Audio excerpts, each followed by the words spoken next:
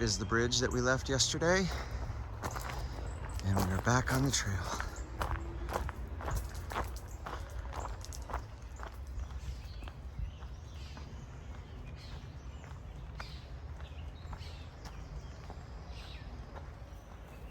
Good morning, everyone. I'm back at it. It is a beautiful morning. It rained last night. I was warm and dry inside the Quality Inn in Carlisle. That was actually a really good stay. I don't often stay at that brand of hotel, but it was comfortable. The room was quiet, great Wi-Fi, and it was conveniently located, and they offer a hiker rate. So where the room typically would have cost $110, it cost me $60. So it was a good place, good stay. Has a diner next door, so I had a good dinner, but a better breakfast this morning. And now I'm back at it. We are going to have rain today, periodically throughout the day. The Dark Sky app is forecasting some light rain starting in about 2 hours. But such is life on the AT.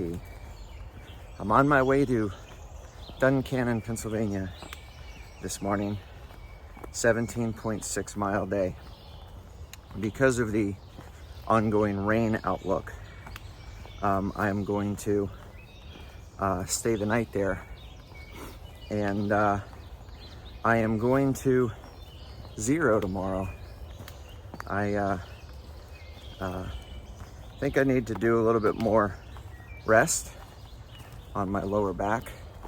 I've apparently pinched something in my lower back. It's not impeding me from walking. My pace in terms of distance and speed is unaffected. I'm moving right now without any pain. But I do notice some little tweaks here and there when I bend a certain way, typically while seated. But I'm taking vitamin I, ibuprofen, what we referred to as Ranger candy back in my Army days. And we'll see if that helps. At the very least, it could be taking the edge off of any twinges of pain. But I think an extra day of rest will do me good as I look to move into more of the northern parts of Pennsylvania, where it is significantly more rocky. But in the meantime, I'm going to enjoy this great day. The trail has started out smooth.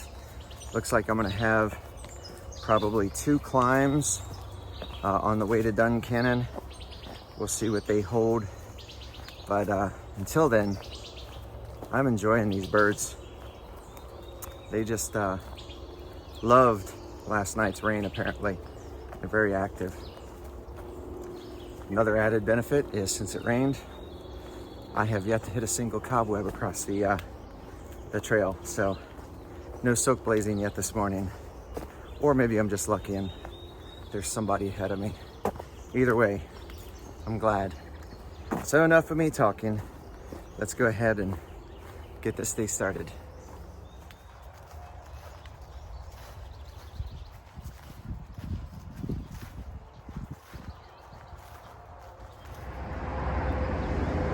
Still crossing major portions of roads.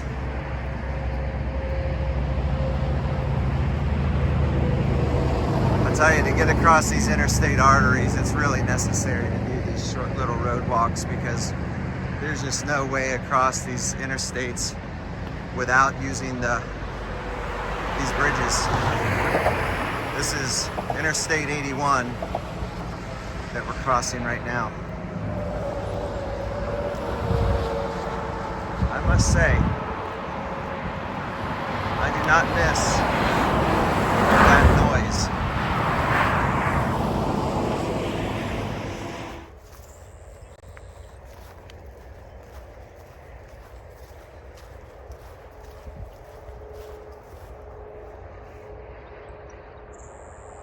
I am still loving walking across this farmland. You can obviously see here how flat this section of trail has been just by this terrain. If you look off into the distance, you can just make out some hills.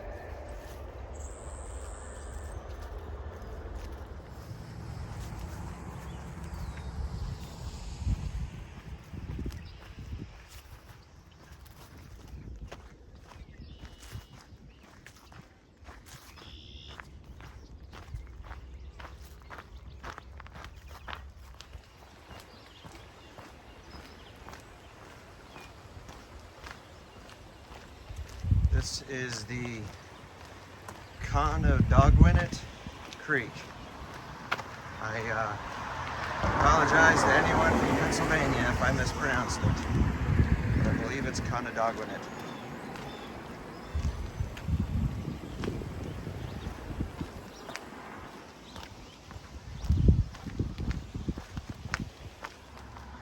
For those of you football fans, the AT is telling us to button hook left.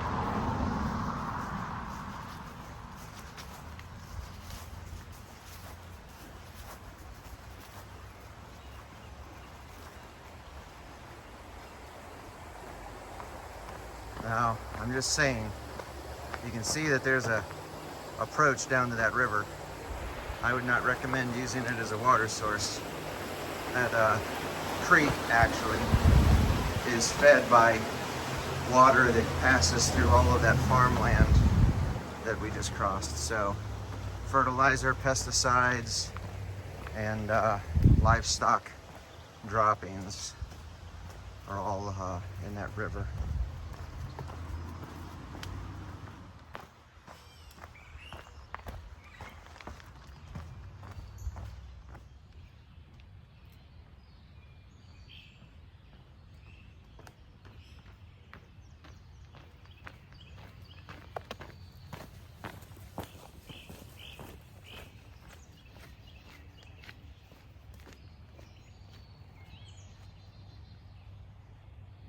All right, everybody, 5 miles in, starting the first climb of the day.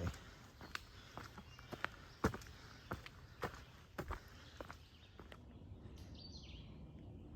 one of the first views we've had in a couple of days, actually. So definitely some rain clouds.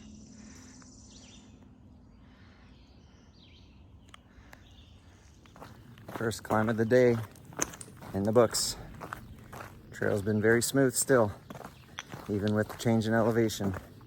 About an 800-foot climb. Not too bad. I'm actually glad for it. Gets the blood flowing.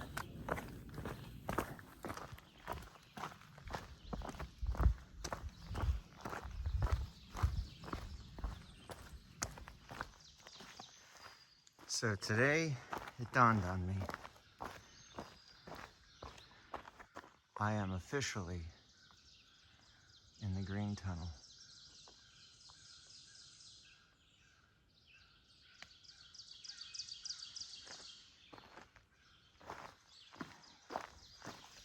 Earlier on in the hike, the green tunnel was always referred to, the tunnels created by the rhododendrons in like Georgia and North Carolina and even Virginia. But now that spring is in full bloom, you can see just how much canopy there is in the woods. Creating their own green view. In some cases, it obstructs the long distance horizon views that we were accustomed to in the south. But here in at least this portion of Pennsylvania with the lower elevations, there haven't been many of those views as it is. But this is just such a peaceful experience. Just walking through the green canopy that is the woods.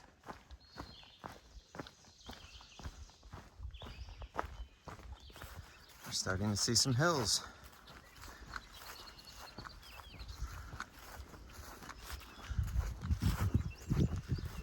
Still a pleasant walk.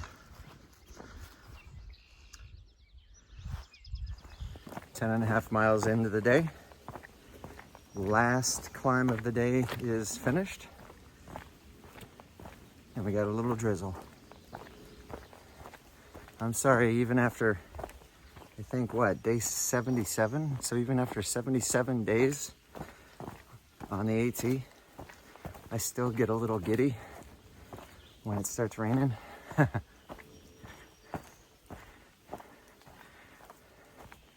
You have to love every part of this experience. It would be easy to find misery. But when you look for the joy, everything's a little bit bearable.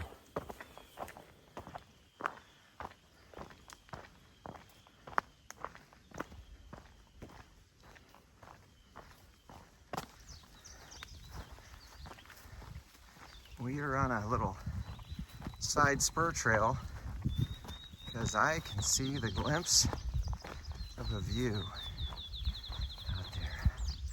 We're gonna see what we can see. Nice.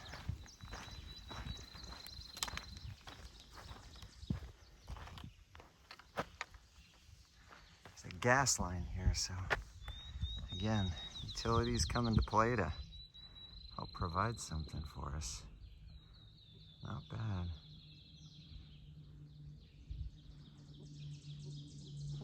I will have to verify, but I believe that that is the Susquehanna River. I'll take it.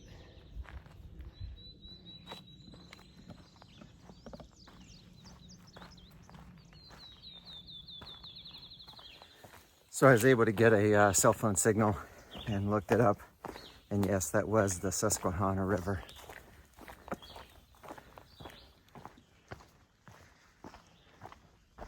Even when there's rocks, the terrain still today, it's very gentle, easy moving.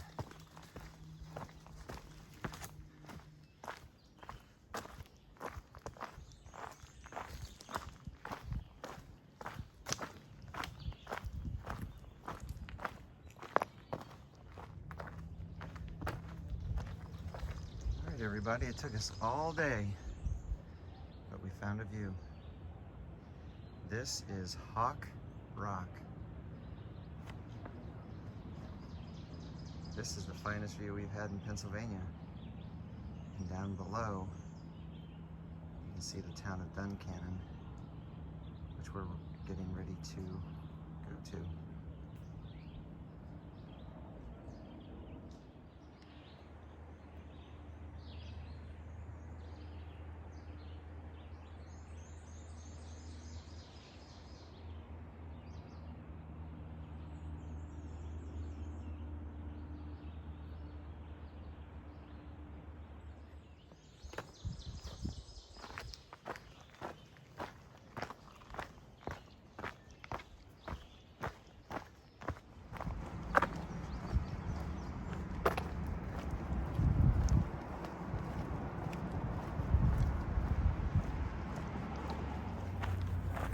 Well, everybody, I've arrived in Duncannon, Pennsylvania. It's been a good walk. It was not quite as easy as yesterday, but it was an easy day still. 2 uphills that weren't too long, a couple good views, and now I'm getting very close to the Doyle Hotel where I'll be staying tonight. I'm excited about that because the Doyle is pretty iconic among the hiker community. It's often referred to as the old lady of the trail. It's an old building built in the 1770s, and it's kind of got a long history, if you can imagine, for a building that old. It used to be owned by the Bush family, as in Anheuser-Busch, and a lot of famous people have visited it over its life, including Charles Dickens. But through the years, it's become a famous hiker haven, a hostel of sorts. Had a reputation of being run down. I understand it's under new ownership. It's gone through some major renovations, and that there's probably still some ongoing reservations. We'll figure out what those are and what the status looks like, but I'm almost there. There it is.